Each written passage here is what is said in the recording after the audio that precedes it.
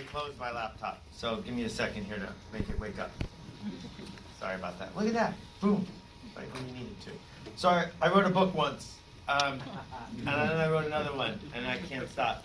And because of Nikki Papadopoulos and some very talented people, there's another one coming, and that's what we're going to talk about today. I've now talked about it before in person, so we'll see how it goes.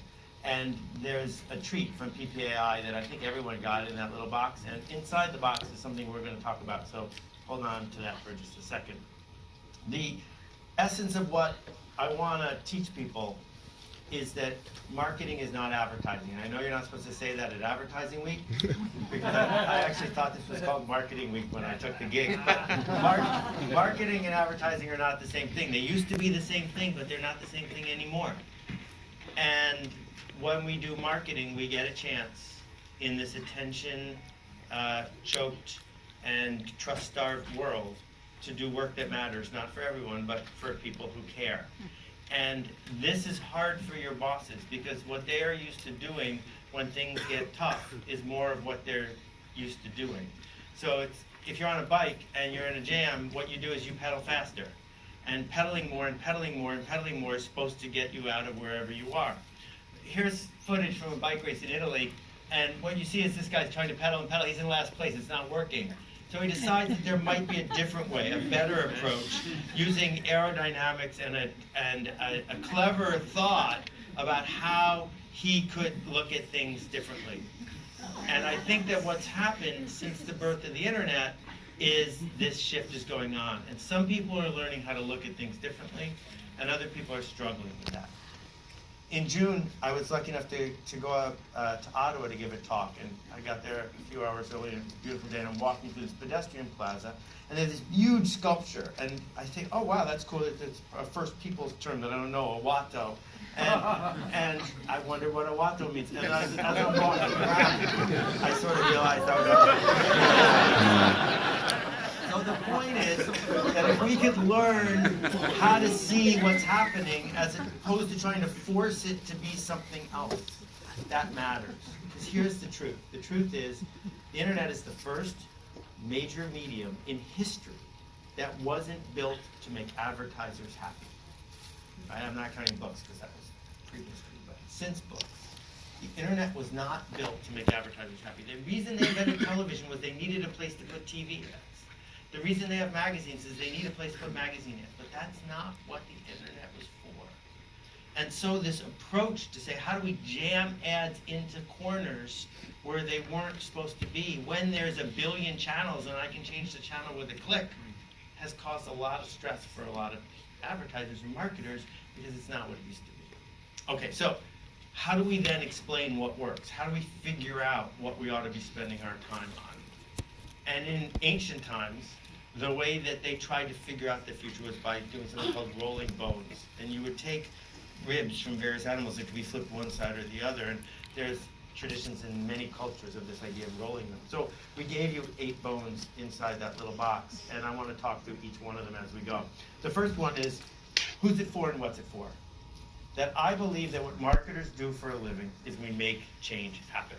If there is no change, we didn't succeed. That's what we do. If someone says, what do you make? The answer is not, I make bleach, or I make movies. The answer is, I make a change. And you cannot make a change for everyone. That has never happened. What you can do is change someone. So you can be really specific about who is the someone, what is the change I am seeking to make, who's it for, and what's it for. And if you can't answer those 2 questions, then the most important thing you can do as a marketer is not spend more money. The most important thing you can do as a marketer is push back until you can answer those 2 questions. Who's it for, and what's it for? Every sign on the way to the airport, who is this sign for? What is it trying to do to change my behavior? Every feature on every app, who's it for, what's it for? Second one, shun the non-believers. Turn your back on the non-believers. They're not there for you. But there's no such thing as mandatory education for adults. There's hardly such a thing as mandatory education for children. It's very difficult to educate someone against their wishes.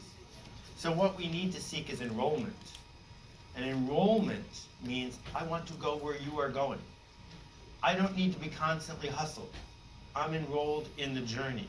So when someone who isn't enrolled is sitting there with their arms folded, hassling you, hey, it's not for you. This is not for you. That's okay. And the third one is that what those two things, when we add them up, mean is that the future of marketing is to identify and serve the smallest viable audience, not the biggest one. That was 1960. That was Procter & Gamble. That was Don Draper. Because if you were going to run ads on a TV network, you better have something everyone wanted. Average stuff for average people. There hasn't been one brand of import built that way in a decade. Despite what the people who are paying your bills believe, not one mass market brand built on TV in the last 10 years. In the 60s, there was one built that way every week. There hasn't been one in the last 10 years because there is no mass market anymore. We gave people a choice, they took the choice. And as a result, what we get to do as marketers is instead say, we get to pick any people we want. Which people will we pick? Who's it for? What change are we seeking to make? What's it for? If you can't delight those people enough that they would miss you if you were gone, that they seek you out, then you made a lousy product. Then you didn't keep your promise. Go back and start over. And I'm really impatient with marketers who think that just because they have money, they have a right to our attention. They don't. And just because they have a boss, they have a right to steal our trust and break their promises. They don't. And consumers aren't standing for it anymore.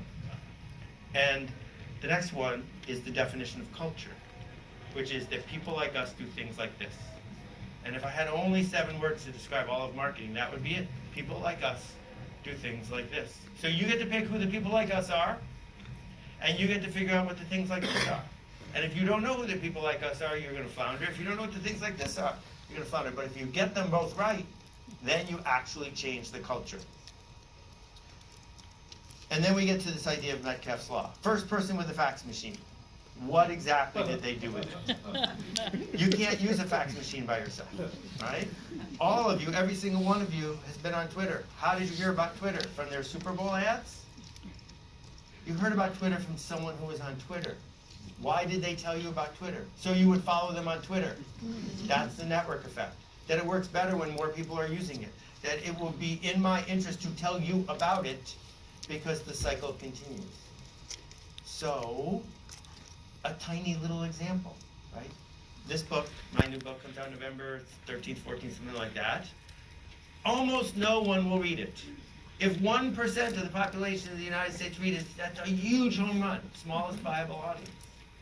Some of the people who read it will realize that if their coworkers read it, their job will go better. So they will buy copies for their coworkers because the network effect kicks in. The book is better if you don't read it by yourself. So I try to take my own advice. I'm not that much of a hypocrite, but the idea is simple, which is, I know you'd like to cut through the market like a hot knife through butter, like a thresher through a wheat field, like you'd like to be on the Super Bowl on the homepage of the internet, but the internet doesn't have a homepage. So those are the first 5 sticks. When you find yourself frustrated, throw one of those sticks on the table, and you can say, what am I missing here? Because if you get all 5 of those things right in the macro, you're off to the races. But there's more than 5 sticks. So the next stick. This starts to get into the masterclass stuff. And most people who are going to engage with the ideas in this book aren't going to get deep enough into this, but this is why I wrote the book. For millions of years, this question is the most important question that virtually every sentient animal asks. That if you're a squirrel or a rhino or a dinosaur, who eats lunch first matters more than almost anything else. Because if there are scarce resources and everyone else gets to eat lunch first, you're not going to have any grandchildren and your genes go away. Who eats lunch first is about status. So here's the way I like to think about it. Everyone here saw the first episode, first Godfather movie? First 4 minutes, it's all you need to see. It's Don Corleone's daughter's wedding day. And the Sicilian tradition is on your wedding day, on your daughter's wedding day, you must grant the favor of anyone in the village who comes to ask you a favor. It's a status thing. So who eats lunch first? If you are high status, someone comes to you and asks you for a favor, on this day you must grant it. So who comes to see the Don? Buonasera. Bodhisera is the undertaker. He weighs 96 pounds. He's wearing an ugly black suit. Is there anyone lower status, more caricatured than the little skinny undertaker? Of course not. And the undertaker comes to the Don and says, will you kill the people, hurt the men who hurt my daughter? Now the Don's got trouble. Because if he grants the favor, he's a hoodlum. Worse, Bodhisera pushes and says, I will pay you. Now he's not just a hoodlum, he's a hoodlum who just does it for the cash. The Don can't survive this because his status will go down if he does. And all the Don keeps track of is, where do I rank? That's his only meaning in life. And in the last 15 seconds, Coppola flips the whole thing upside down and you end with Bodhisera kissing the Don's ring and pledging allegiance. And it all worked out for the Don. But that's all the movie is for the next 6 hours of film, is who's up and who's down. So when we think about why should someone buy this product, why should someone sign up for this service, what they're saying is not, do I need a different brand of deodorant? Do I need a different kind of shoes? They're saying, what will this do to my status? Will I move up? Will I move down? Not everyone wants to move up. Not everyone wants to stay where they are. Everyone has got a different dynamic in their head. And we need to be really clear about what are we doing to status roles when we're campaigning to get someone to vote for something or when we're trying to get someone to buy something. The other thing that happens, because marketers make change, is we also make tension. Because nobody changes easily. We know that before anyone buys anything, their heart rate goes up. Because they're saying to themselves, this might not work. They're saying to themselves, my plan for what will happen to my status might backfire. They're saying I might buy something and then it won't pay off. So what we get to do as marketers, if we want to make change, is we also have to create tension. The tension that overcomes the fear that's already there. The tension of, wait, I might miss this. Wait, I might fall behind. Wait, this is a really good thing, and if I don't say yes, I'm not going to be able to move forward. The next one is how to explain what happens when people don't do what we think they were going to do. And the answer is the fear. The fear. It is not the fear of horror movies. It is the fear that drives us to make most of the decisions that we make. And in a minute, I'll tell you a story that I think will wrap all of this up. Going back to who eats lunch first, one of the things that has split our culture worldwide is a really surprising and fascinating and disturbing difference in how different human beings deal with tension and status.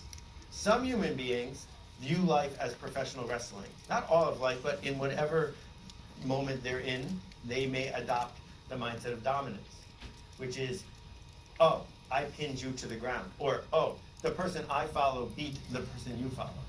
Who's winning? Who has a stronger handshake? Who can make the other side stand down? That is the model of dominance. The other model of affiliation is who is standing next to me on this walkathon where we are raising money for nonprofit. Who am I alike with? What group am I part of? What cadre? What tribe? And they can be in one human being. Sometimes they're more thinking about affiliation and sometimes they're thinking about dominance. But we see it showing up over and over and over again. And there's a video I didn't bring that I've been seeing on the internet of two guys, one's driving a brand new Audi and one's driving a junky old car, fighting for one lane on a busy road. And it ends up with the Audi slamming, wrecking his $75,000 car because he can't let this other person be ahead of him in the lane. And you've all seen versions of this in real life. Affiliation or dominance. Which one are you selling when you show up? And I think it's the last one. Sometimes people will come up to me because they like my book, which I'm very grateful for, tribes, and they'll talk about their tribe. You don't have a tribe. I don't have a tribe. If you're lucky, there might be a tribe that would like you to narrate for them. There might be a tribe of people that would like you to lead them. But if you go away, the tribe's not going to disappear. Right? That if Harley Davidson stopped making motorcycles, the Harley Davidson tribe would find some other way to stay connected. So the question is, these people who are alike, who share a dream and a culture and a desire to go somewhere, Who is coordinating them? Who is helping them become the person that they seek to become as a group? Who is building the network effect that people like us do things like this, and why isn't it you? Because I don't think your job is to use a spreadsheet, a media buying agency, an ad agency, so that you can interrupt some people who don't want to hear from you to sell average, honest, average people. Because we don't have to be narcissistic, egomaniacal, short-term profit seekers. What we actually are caring people who do work that matters for people who care. And so, when I add all these things up, I've never, and I've read, I don't know, 1,000 marketing books, I've never seen anybody talk about this as what we do. So that's why I couldn't put down what I had written, and I had to say to Nikki, let's make a book out of this thing. And what's happened, we run a seminar online called themarketingseminar.com, and at the marketing seminar, 6,000 people have been through the curriculum I just talked about. What we do there is they all work it out online with each other. And it's been fascinating to watch people shift. It's been fascinating to watch people in industries I've never even heard of engage with these ideas and discover that this starts to explain what was around for them. So, before I'm going to show you this and then I'll tell you the story. So, the thing is, the guy finds a new way to be in this world, and he's very proud of himself. So now he's going to industrialize. He's going to figure out how to market this thing. He's going to figure out how to make this the official way to ride bikes. But of course, someone copies you, and then you have to start over. And I think that's fantastic. Then you have to start over, right? Because we are no longer in this era of, oh, we figured out this is how advertising works. Now for the next 60 years, let's just do it. It's going to keep changing. The way we tell our story is going to keep changing. The way we interact keeps changing. So what we get to do is to make things better by making better things. We don't do that by marketing at people. We get to do it by marketing with them. And so a couple stories I'm going to tell you, and then I'm going to take your questions, because I wanted to leave it at least 20 minutes for that. So one of the most formative parts of my recent career was a trip I took to India.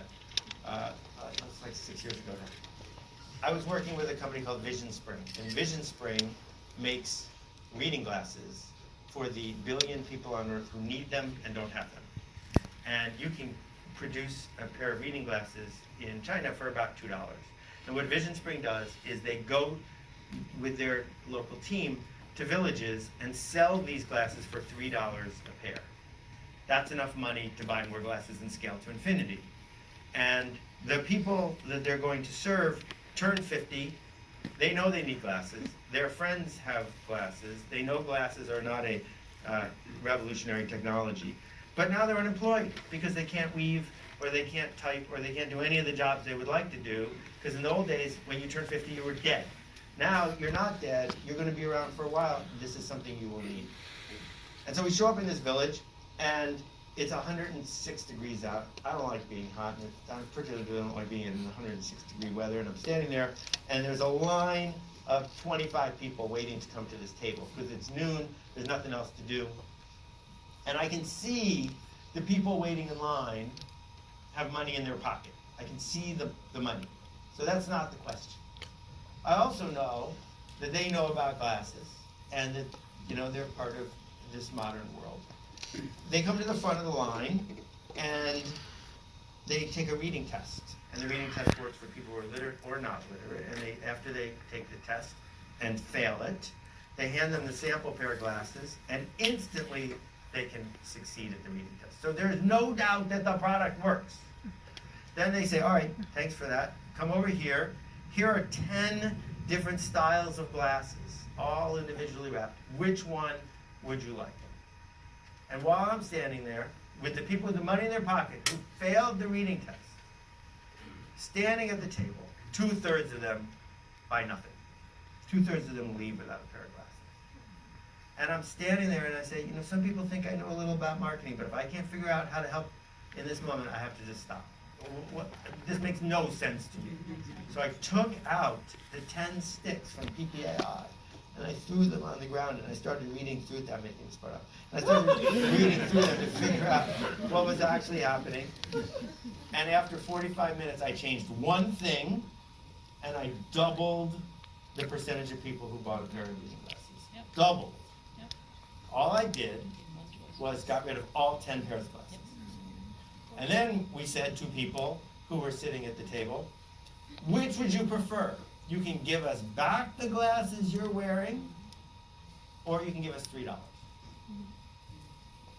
It shifted from desire for gain and shopping, which is not a thing that most people on earth get to do. It's not a thing most people on earth want to do, because shopping is filled with tension and risk and fear, and it's nothing that you learned how to do, to avoidance of failure, which is, I have something that works, don't take it away. And so that was about going to where the customer was. And I'll say, I want you to act like a teenager at the mall now. Instead it was, this is what you say you want, you have it. Happily, I'll take it back from you, but if you want to keep it, there you go. And that shift totally changed the way I thought about how we can be in the world as marketers. So the last story I want to tell you is this. About a couple years after that, I was invited to this cool conference in New Mexico.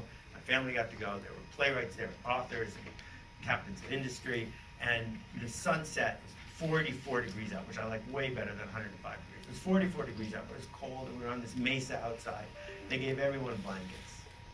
And we sit around the campfire, the sun has set, and the guest speaker comes out. And it's Neil Armstrong. And Neil Armstrong is about to tell us the story of the Apollo 11 mission. And as he's talking, the biggest full moon rises. And he pauses, and he looks over his shoulder and says, I've been there. And I just got all choked up, because there are footprints on the moon. Right? We're running here from weird technology booth to weird technology booth, wondering about our market share. There are footprints on the moon. And so we have this leverage now. For the first time in history, we're connected to 1 billion, 2 billion people with a click. We get to do work that matters for people who care if we can find the empathy to see them. Saubana, I see you.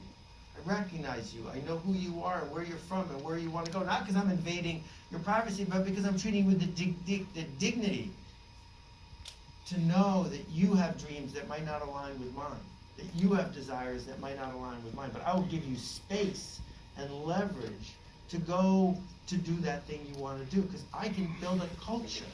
I can organize a tribe. Not everyone, I can't change everyone, but maybe 100 people or 1,000 people. And if I can build a network effect, maybe 2,000 or 5,000 or 10,000 people. And if each of you here make life better for 10,000 people each, that's a lot of people. And so I hope that what I've helped you do here is think a little differently about what we see when we see what human beings are doing and why they're doing it. I hope you can see that if you're using Facebook as a citizen, you're not the user, you're not the customer, you're the product, right? And that there's all of these forces at work chasing our attention and chasing our money, but we could do better than that. Because what we could do is actually do work that matters for people who care. Thank you for your attention. Let's have some fun.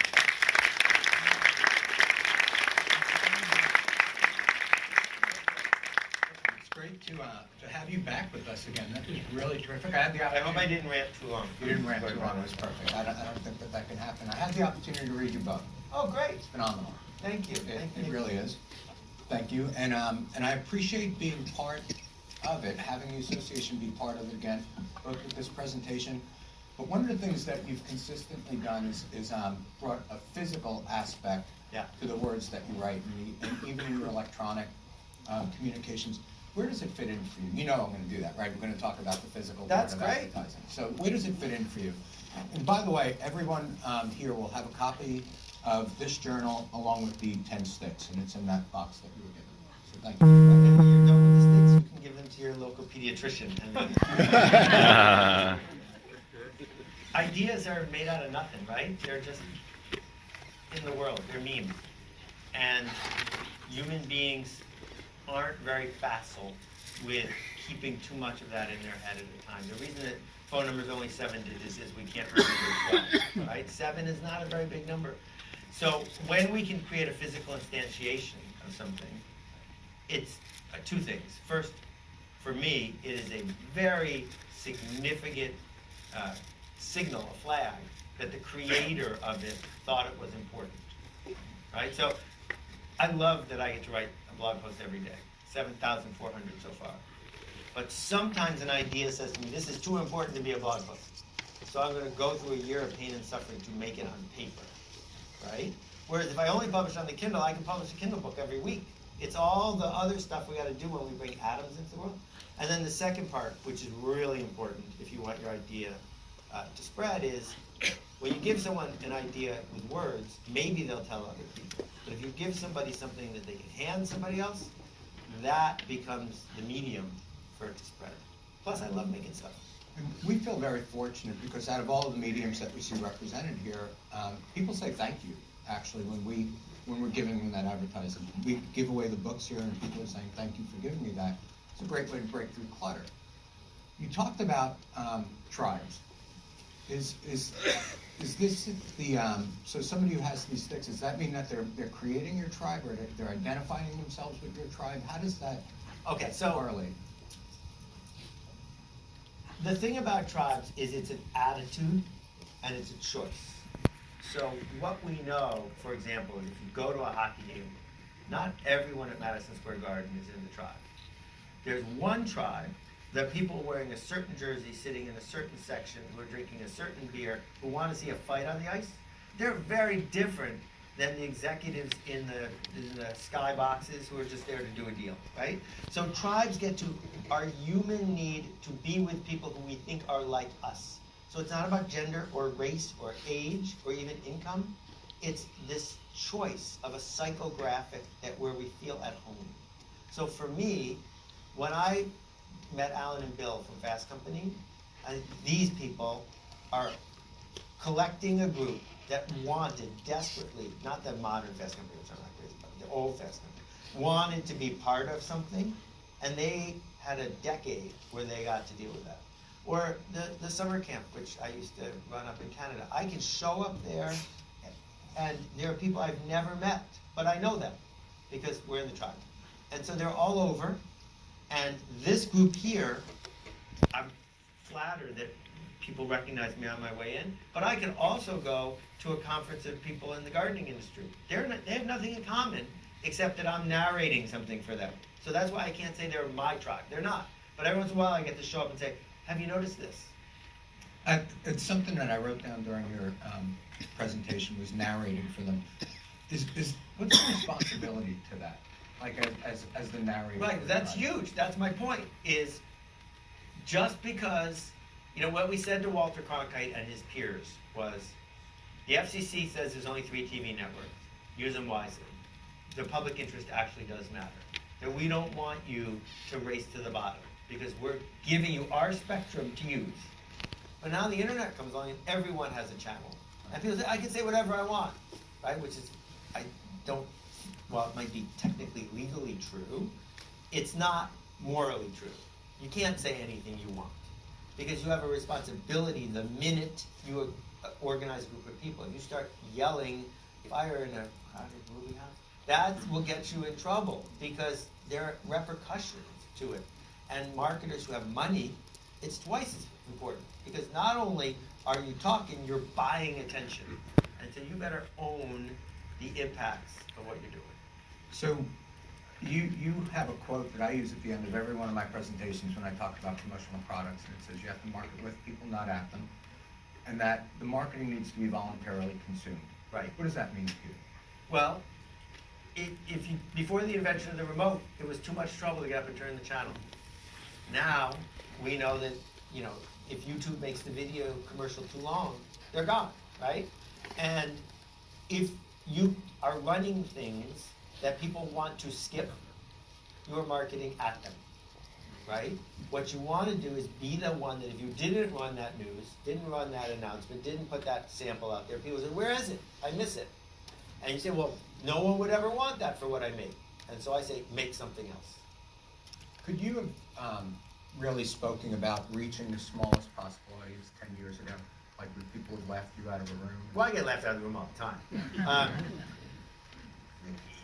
It's still really difficult. What has happened over the last 4 months since I've been talking about this is people say, yeah, that makes sense. How do I reach more people?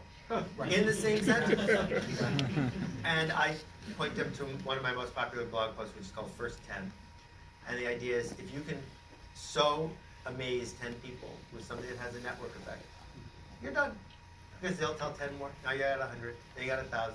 If you can't find me 10, well, now you have the defect. Marketing doesn't have the defect. And so, no, I can't tell you how to reach more people. What I might be able to help you do is make a product or service that people would want. Great. I think we have a few minutes for some questions and And if yes. you can turn up the house lights a little, that would be fantastic. Probably not. Yeah. Sure. So, You call people, I'm not going to do that. Go ahead. Seth, you talked a story about your glasses, or just glasses in general. That's become such a signature for you. You created kind of a personal brand before that was really a thing in the business-to-business space. So rather than ask, how do you talk to a ton of people, what's the one suggestion you would give to those of us that are in the marketing space that are trying to figure out our own way to kind of create a signature for ourselves? How do you start that process? I think it's a two-part thing. One is it has to matter to someone, not to a large number of people. But two, and this is huge and usually overlooked, you have to be willing for a significant number of people to say you are full of it, that you know no idea what you're talking about, that you are just wrong. And my first year in the book business, I got 800 rejections in a row, and I've been super fortunate. My whole life is filled with privilege, but the feedback, Publishers Weekly hated 9 of my books in a row. That's cool. That's a good thing, right? That's my point, is writing the sequel to Permission Marketing or the sequel to Purple Cow would have been easy. It would have made my publisher happy, but that's not what I wanted to stand for. So if you stand for something to someone, you can persist at that, particularly if you do it generously. But if you want to, at the same time, fit in all the way, now you've got troubles. Okay, so we have some questions that have actually come through. Skip the first one. Skip the first one. I like, are consumers driving brand initiatives or brands driving consumer conversations? Okay, so what's a brand? A brand is not a logo. A brand is the expectations we have of what an interaction is about to be. So if Nike opened a hotel, most of us could guess what it would be like, right? Whereas if Hyatt made a sneaker, no one would have any idea what that sneaker would be like. Therefore, Hyatt doesn't have a brand. Hyatt may have a habit with people, but they don't stand for anything different than the hotel that's just like them. So to really have a brand is to have this expectation that you've earned over time for keeping a certain distinct promise. So there are certainly some brands who have chosen to be acting on behalf of these consumers in a vanguard to change the conversation. And so if we think about, what happens on the internet with privacy, there's certainly going to be people who freak out when there's some thing that goes wrong, but there's also institutions, profit and nonprofit, that always wanted privacy, so they can now drive the conversation because you have an option. You can go over there, whereas if there was no option, it would be like, complaining about today's weather. It might be fun to complain about, you're not going to do anything about it.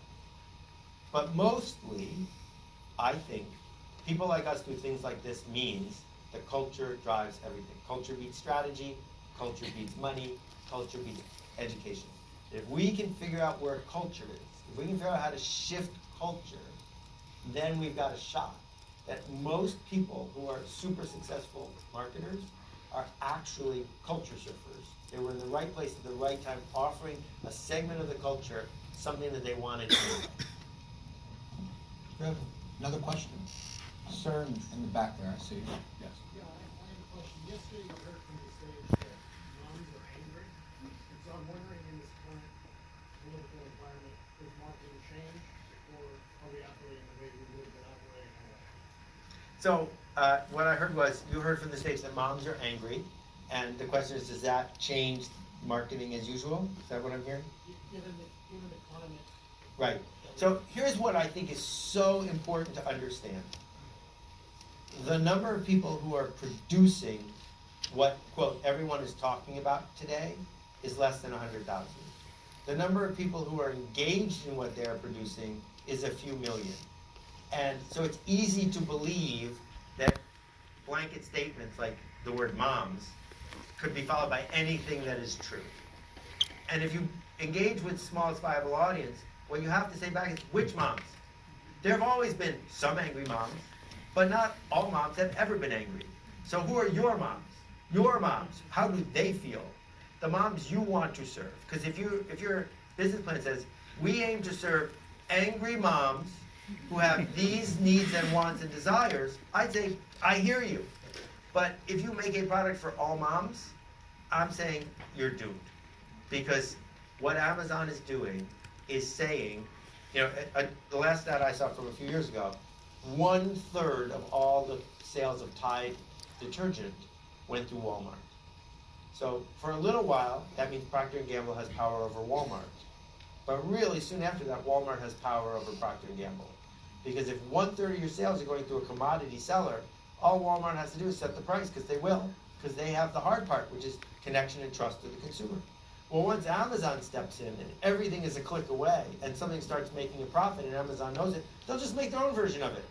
So as soon as you say we are for everyone and this is the best of the commodities, and there is no network effect because no one knows what kind of detergent you're using, then instantly I'm either going to be a normal person and buy the cheap one, or an edge case and buy the whole grain, gluten-free, blah, blah, blah one. But in the middle, the expensive middle, don't worry.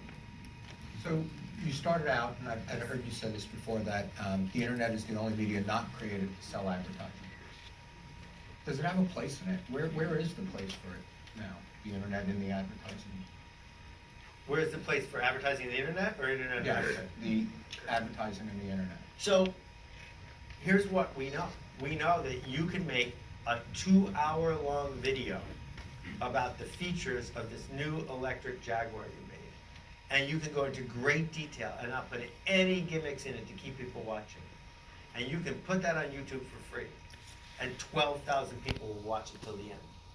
And if you can't figure out after 12,000 people watch your 2-hour video how to get them to want to buy your car, then maybe you didn't make the right car. But if your boss says, no, we need 120,000 views, now you're wasting your funnel.